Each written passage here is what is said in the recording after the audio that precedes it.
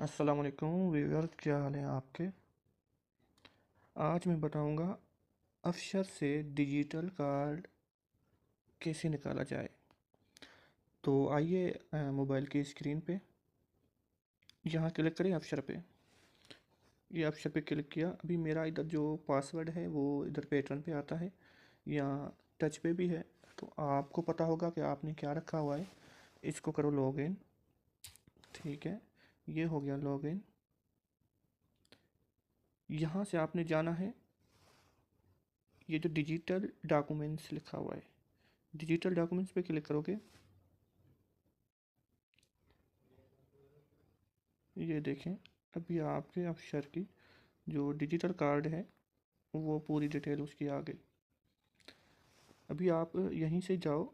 अगर आप इसको मतलब देख रहे हो, इसकी एक्सपायरी एक्सपायरी देख रहे हो तो यहाँ आप क्लिक करोगे। ये जहाँ आपके ये नाम लिखा होता है, अकामा नंबर वगैरह लिखा होता है, इस पर क्लिक करोगे।